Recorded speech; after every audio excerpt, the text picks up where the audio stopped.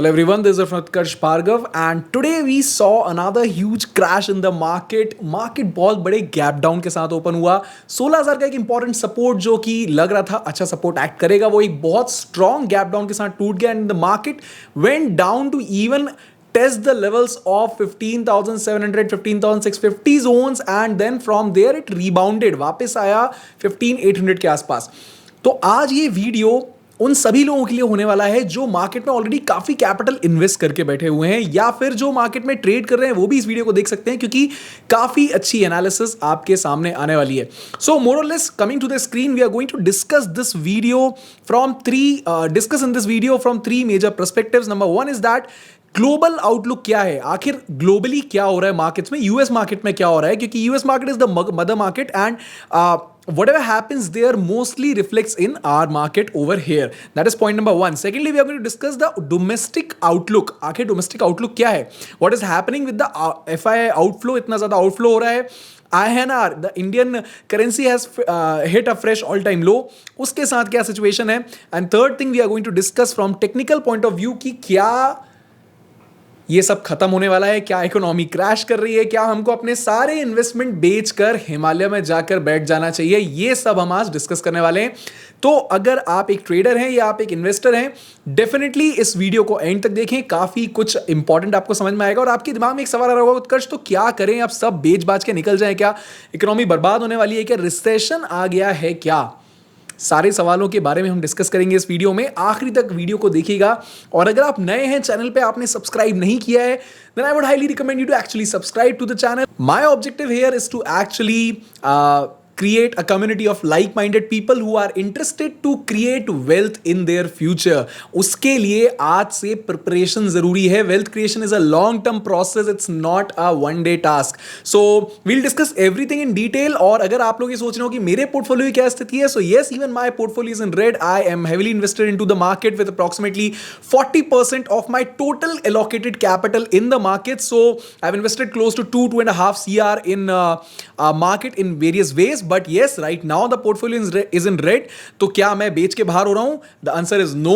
और मैं आगे क्या करने वाला हूं, ये भी हम इस वीडियो में थोड़ा सा डिस्कस कर लेंगे. So let's start with the global outlook first of all. अगर हम बात करें तो the US market is bleeding right now.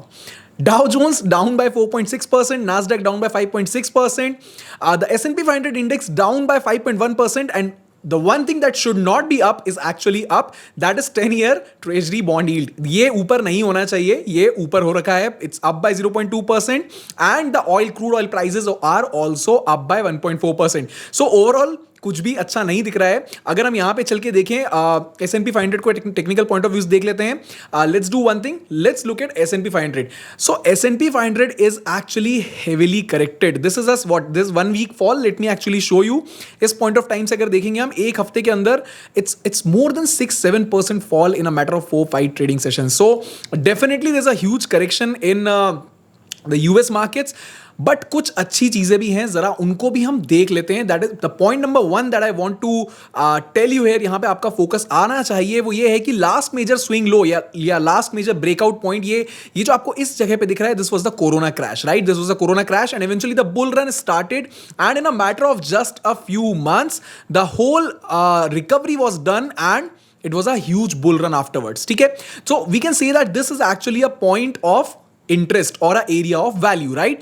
इस एरिया ऑफ वैल्यू को हम यहां पे मार्क कर लेते हैं. यहां से एक स्ट्रॉन्ग ब्रेकआउट आया था और उसके बाद एक वन वे मूव था. So we can consider this as the last major swing low. ठीक है, इस पॉइंट को हम last major swing low consider करें, so we can see that right now even S&P 500 index is corrected to the levels of the golden zone, that is the 50% Fibonacci retracement, 50 to 60% zone. So from technical point of view, this is not actually that bad. इस zone में consolidation होके वापस से up move चालू हो सकता है. That is one thing that I am saying. I'm not saying कि ऐसा हो जाएगा, but it's all about the game of probabilities when we do technical analysis. So this is one probable thing that we are discussing over here. अगर ऐसा नहीं होता है, अगर ये जोन ब्रेकडाउन हो जाता है, then the next direct support for the index, S&P 500 index is definitely at this level, this 3578 level. इसके पहले कोई major support नहीं है. But I believe that before this level, two things will happen. First of all, there's already a 50% retracement from the last major swing low. And secondly, 200 week moving average का support भी technical point of view से यहां पे है. Similarly if we talk about Nasdaq is also trading very near to the 200 week moving average, exponential moving average support. अगर आप थोड़ा सा पीछे जाके देखेंगे, so usually you will see that the 200 week moving average support has not been broken for a very very long time now. If you will C after the 2008 crash, ये 2008 के crash का जो पीरियड यहां दिख रहा है, इसके बाद से continuously Nasdaq has been taking support on the 200 exponential moving average whenever it did come to this point. So what I can conclude here from the historical data is that अगर situation बहुत ही बुरी नहीं होती है, then this zone should be a decent zone of support for Nasdaq.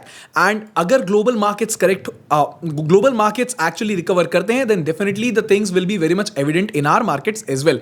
Now coming back to the discussion, ठीक है, global outlook अभी बुरा है, बट आखिर बुरा क्यों है ये भी समझ लेते हैं, because this is a very important aspect to understand from a investor point of view, even from a trader point of view. It's very important to understand कि जो कुछ हो रहा है वो क्यों हो रहा है. ठीक है, बहुत से लोग ऑलरेडी जानते होंगे, बट जो नहीं जानते हैं वो डेफिनेटली इस इंफॉर्मेशन को इंटरेस्टिंग फाइंड आउट करेंगे. तो firstly we are going to discuss this from US point of view, and then we are going to discuss this from domestic point of view.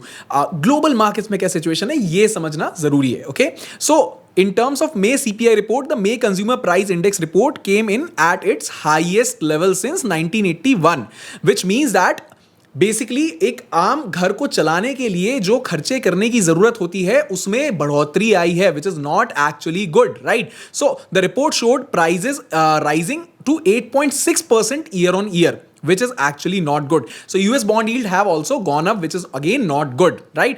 So again, this is from the global point of view. So these are two major factors जिसकी वजह से अभी आज जो हमको downfall देखने मिला वो इस फैक्टर से ड्रिवन था. Now let's have a look at the domestic outlook कि आखिर डोमेस्टिक फ्रंट से क्या चल रहा है और क्या हमें बहुत ज्यादा वरी करने की जरूरत है. Let's understand that. So one bad thing that has happened is that the INR, the Indian rupee, has actually hit a fresh all-time low against US dollar. So let's look at it on the charts over here. If you'll see, so here's USD INR, and you'll see that it actually shot up today. It actually shot up to what? 78.2, which is not good at all. This basically shows that Indian currency is losing its value in comparison to the US dollar, which is not a good sign. अगर ऐसा होगा तो naturally जो FIIs हैं वो यहां से अपना पैसा बाहर निकाल के उन करेंसीज में डालना या उन मार्केट्स में डालना प्रेफर करेंगे जहां पे करेंसी ज्यादा स्ट्रांग है. That's one point two discuss over here. Secondly let's discuss कि आखिर ऐसा हो क्यों रहा है. अगर आईएनआर इतना ज्यादा अपनी वैल्यू लूज कर रहा है against US dollar, so what are the major factors driving this thing, right. So number one factor is inflation. So US consumer price index के बारे में हमने डिस्कस कर लिया, which actually jump to 8.6% by the for the month of May, and this is since December 1981 this is the biggest surge in US inflation. That is reason number one which is driving the value of INR, which is actually lowering the value of INR against the US dollar. Second number thing is continuous FII selling. FIIs की selling already बहुत ज़्यादा हो चुकी है. हम कब से देख रहे हैं? तकरीबन सितंबर अक्टूबर 2021 से FIIs were almost net sellers every single day. So since October 2021 they have already sold for 3.45 lakh crore worth of equity from the Indian markets. That is a huge amount, and this is another reason why the Indian rupee is actually becoming weaker, right? Now the third thing to see here is that the rise in US dollar index shows that the other currencies are getting weaker overall. US dollar currency index अगर हम देखेंगे, so this is over here, it has actually broken another lifetime high. If you'll see, this was a zone of US dollar currency index 103.5, and right now it actually shot up to 104.72. So this is again showing that other currencies are getting weaker in comparison to US dollar, which is again another reason why FIIs are running away from our markets and our markets are becoming unstable as of now. So that is another thing. Other than that, एक और important चीज है, that is low forex reserve. So हमारे forex reserve comparatively कम हुए हैं. If you will see the Indian forex reserve touched $600 billion mark for the first time in almost 1 year recently. Last year जुलाई में forex reserve जो थे वो $640 billion के थे इंडिया के पास, and right now it has come down to $600 billion, which is again not a good sign. किसी भी कंट्री के फॉरेक्स रिजर्व कम होना बहुत अच्छी चीज नहीं होती है। श्रीलंका के साथ क्या हुआ है आई थिंक आप ऑलरेडी देख चुके होंगे। सो that is another factor that is driving the markets right now. तो अब ये समझते हैं कि आखिर इन सब चीजों का हमारे मार्केट पे असर क्यों आ रहा है और कैसे इसका इंपैक्ट आएगा। बड़ी सिंपल सी बात है, जो भी चीजें हम इंपोर्ट कर रहे हैं, हमारी कंपनीज इंपोर्ट कर रही हैं, उनके रॉ मटेरियल्स इंपोर्ट कर रही हैं, ऑयल इंपोर्ट कर रही हैं, कोई भी चीज इंपोर्ट कर रही है, उनका पेमेंट जो है वो डॉलर्स में किया जा रहा है। So companies that are importing the items need to buy dollars to pay for the imported items, right? So with all the value of rupee being fallen, imported items are getting more expensive. Simple सी बात है, due to which the profitability of the companies will be affected and that is being reflected into the stock market. Also, other than that, our crude oil prices are also getting higher, which is not a good sign for our markets. Now, second thing that has happened, inflation आ तो गया है, but inflation को control करने के लिए RBI ने जो रेपो रेट इंक्रीज किया था लास्ट वीक, वैसा दोबारा करने की जरूरत पड़ सकती है। Basically it will translate into banks increasing there lending rates which will eventually increase the EMIs of the customer. जो आप और हम कार की, घर की, बिजनेस की, किसी भी चीज की ईएमआई पे कर रहे हैं, उसको हमको उसकी वैल्यू बढ़ जाएगी क्योंकि इंटरेस्ट रेट हमारे इंक्रीज हो जाएंगे। So that is again another step by the government to actually bring down the inflation. बहुत से लोग सोचेंगे कि यार ये रेपो रेट बढ़ा क्यों रहे हैं, तो गलत है। नहीं, this is actually a good step taken by the government to actually control the inflation. Inflation control नहीं करेंगे तो बहुत बड़ी प्रॉब्लम खड़ी हो सकती है, जो कि ऑलरेडी श्रीलंका के साथ आप देख चुके हैं क्या हुई है, और सेकेंडली पाकिस्तान के साथ होने वाली है, जैसी सिचुएशन बन रही है। आसान शब्दों में अगर मैं बोलूं तो जो पैसा क्वांटिटेटिव ईजिंग के थ्रू मार्केट में कोविड सिचुएशन के दौरान आया था, अब उस पैसे को वापस लेने की कोशिश करी जा रही है to manage the economics of supply and demand, which is the necessity of the hour right now. So the situation of Sri Lanka is again the clear example of why we need to control this inflation, and why government is actually doing the right thing by controlling the inflation right now by increasing the repo rates and taking certain steps right now. ये सारी हमने बातें कर ली कि market में actually चल क्या रहा है. अब टेक्निकल पॉइंट ऑफ व्यू से हम निफ्टी की बात कर लेते हैं. निफ्टी पे अगर हम जाके देखेंगे, सो बड़ा सिंपल सा है. यहां पे निफ्टी पे अगर हम जाके देखेंगे तो लास्ट मेजर स्विंग लो की अगर हम बात करें, जैसे हमने S&P 500 इंडेक्स के लिए डिस्कस किया था, उसी तरीके से हम लास्ट मेजर स्विंग लो की यहां बात करें. So this was the last major swing low in Nifty which was the level of 13,565. अगर हम यहां से फिबोनाची टूल को यूज करके सिंपली ये देखना चाहते, फिबोनाची टूल को यूज करने का एक ही ऑब्जेक्टिव होता है कि आखिर अपने लास्ट स्विंग लो या स्विंग हाई से कितना करेक्शन या कितना बुल रन आ चुका है.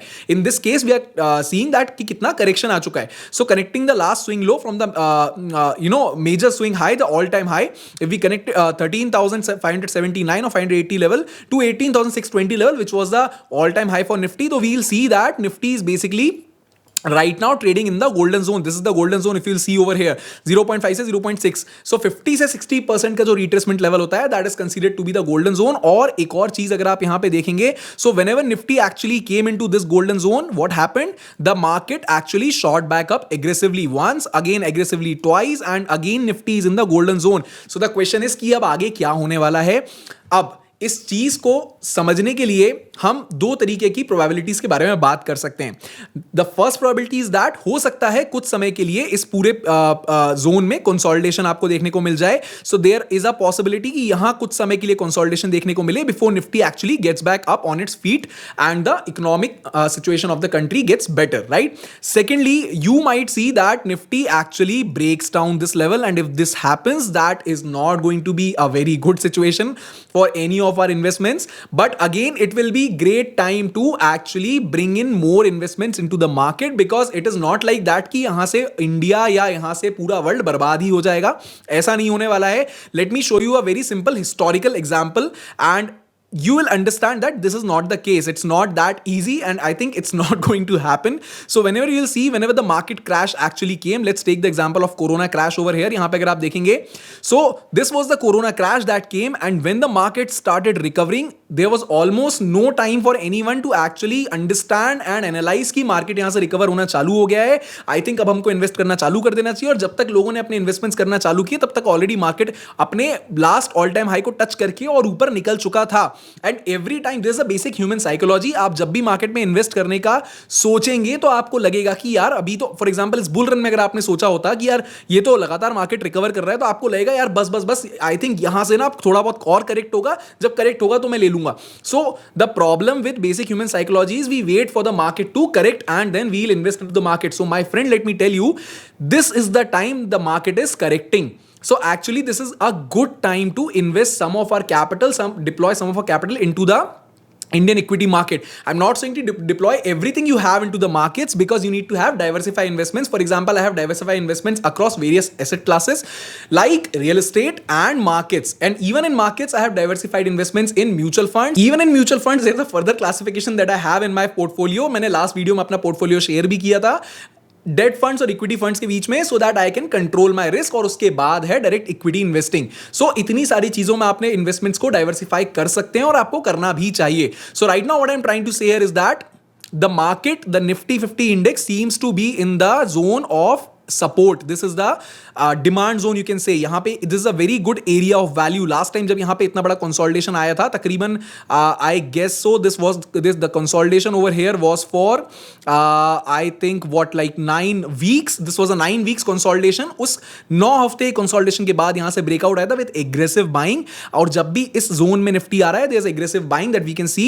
So we have to wait for 1 or 2 days. अगर यहाँ पे हमको एक clear confirmation मिलता है that Nifty is actually taking good support over here, we might actually build up some swing positions as well into some of our favorite stocks that we'll discuss and analyze in some other video. Now, if you want me to analyze any specific stock for you, आप मुझे comment में जाके बता सकते हैं. So overall, what is the conclusion of the video? The conclusion of the video is that now, जब आपको market की साइकिल्स को समझना आना चाहिए. नाउ लेट्स सी, मैं आपको बता चुका हूं ऑलरेडी कि कोरोना क्रैश के दौरान क्या हुआ था. When the market start to recover, you won't even get time to actually enter into the market. आप सोचते रह जाएंगे और मार्केट भाग जाएगा और वापस आप पीक पे इन्वेस्ट करेंगे. जैसे मैं बहुत सारे कमेंट्स अभी कुछ समय पहले रीड कर रहा था कि अदानी में 840 पे जब अदानी विलमार चल रहा था, तब जाके किसी ने इन्वेस्ट किया, 820 पे इन्वेस्ट किया. सो द पॉइंट इज, आपको ये देखना होगा कि what is the fair value of the stock जहां पे आपको एंटर करना चाहिए. The value of Adani Wilmar stock at that point of time was more or less driven by कि इस समय जो पाम ऑयल इंपोर्ट्स हैं उसकी क्या स्थिति है. That was a temporary situation. But fair value की अगर हम बात करें, so that was different for Adani group of stock, Adani Wilmar particularly, right. So that is one point of discussion. वो हम कभी और किसी वीडियो में डिस्कस करेंगे. But as of now you can see that very clearly करना क्या है, हिमालय में जाके नहीं बैठना है अपने सारे स्टॉक्स को बेच के. So this is actually a very good time कि हम अपने पोर्टफोलियो में थोड़ा सा और वेल्थ डाल सकें, थोड़ा सा और वेल्थ एक्यूमुलेट कर सकें. काफी सारे इंपॉर्टेंट स्टॉक्स और म्यूचुअल फंड्स काफी ज्यादा करेक्ट हो चुके हैं. In fact I recently invested 20 lakhs into 2 different mutual funds, both equity funds. So I'll share a different video on that. But अगर कोई भी ऐसे थॉट्स या कोई भी ऐसे स्टॉक्स हैं जो आपके दिमाग में है, जिनके ऊपर आप चाहते हैं मैं टेक्निकल एनालिसिस करूं या फंडामेंटल एनालिसिस करूं, तो डेफिनेटली मुझे कमेंट्स में जाके बताइएगा. This was in this video we have discussed more or less the situation of the market right now. The correction phase that is going on will not last forever. There will be a point of time when the markets will start to recover and then you won't have time to enter into the market. So it's better to actually keep investing some of your capitals, allocate some of your capital into the market, and rest you can keep into debt funds or for temporary FDs. although FD में रखने का मैं बिल्कुल नहीं बोलता हूँ, but looking at the volatility, it's fine. अगर आपको बहुत urgency में ज़रूरत है, then FD is a like fine instrument, but I don't think so. FD is actually even an inflation beating instrument, so I don't recommend that. और इसके अलावा the most important thing that I want to tell you before I end the video is that there's a amazing option trading course. I am an option seller, but this course actually has option buying strategies as well. तो अगर आप एक option trader बनने का सोच रहे हैं, आप ऑलरेडी options में trading करते हैं, but आप ये नहीं समझ पा रहे हैं कि कैसे options में successfully trade करना start किया जाए. So this course has almost 15 hours worth of content और भी ज़्यादा content add होने वाला है. There are few modules that are left like swing trading modules, so that will be added to the course. उसके अलावा यहाँ पे हर चीज बिल्कुल बेसिक से आपको सिखाई गई है. मैंने पर्सनली ये पूरा कोर्स क्रिएट किया है. And the best part is the course is available for just 999. Right now it is 80% off. So you can enroll for the course. Description में आपको लिंक मिल जाएगी. And everything about options trading has been discussed in the course. What all indicators do I personally use, और मेरा इन indicators से बहुत अच्छा काम हो जाता है, चाहे मैं बाय कर रहा हूं या मैं सेल कर रहा हूं. And what are my trading systems. Most people don't even know about trading systems, that you need to actually have a trading system to have an edge in the market. So most people actually come in the market and do tukkas in trading, which is actually not good. Okay, now other than that, there are 8 different option strategies which are explained in the video. No, I don't use all of them. I use more or less 3 or 4 of them, depending on the scenario. अगर bullish scenario है तो कौन सी 2 strategies use कर रहा हूं, bearish scenario तो कौन सी 2 strategies use कर रहा हूं, और अगर sideways scenarios है तो कौन सी 2 strategies यूज कर रहा हूं, ये मैंने इसमें सब एक्सप्लेन किया हुआ है. So I think you are going to find this course as a very interesting course. You should definitely have a look at it. And if you have not watched my other videos, then definitely go to the YouTube channel and subscribe over there. Hit the bell notification icon और बाकी videos को भी जरूर देखें. और अगर ये video पसंद आया हो तो जरूर लाइक करें और शेयर करें ऐसे कम्युनिटी ट्रेडर्स और इन्वेस्टर्स के साथ जो एक्चुअली इंटरेस्टेड हैं स्टॉक मार्केट के बारे में या ओवरऑल वेल्थ क्रिएशन के बारे में. Soon I am going to come up with a course on creating passive income. It is a great way. This economy is a creator's economy. From creator's economy, I mean there is a lot of potential right now as a creator to make money. YouTube itself, सिर्फ YouTube की अगर मैं बात करूं, YouTube has published the data. YouTube itself has contributed more than 6,000 crore in Indian GDP. So which means that कि काफी scope है passive income या इनफैक्ट एक्टिव इनकम बनाने का by creating good quality, high quality content about the skill or the knowledge you have. तो अगर आप interested हैं उस पर्टिकुलर कोर्स के लिए भी तो मुझे जरूर कमेंट्स में बताइए. हो सकता है वो कोर्स मैं जल्दी ले आऊं आपके लिए. And it is going to be a massive valuable course for people who are looking to actually make money using just their smartphone. It is actually possible. You just need to have a good skill that you can teach. So that is one thing. So anyways, we'll discuss everything in that course. हाल फिलहाल अगर आप options trading सीखना चाहते हैं, this is another great course that you should have. And if you like the video, definitely subscribe and share this video. This is Utkarsh Bhargav. Thank you so much for listening to me, and I'll see you in the next video soon.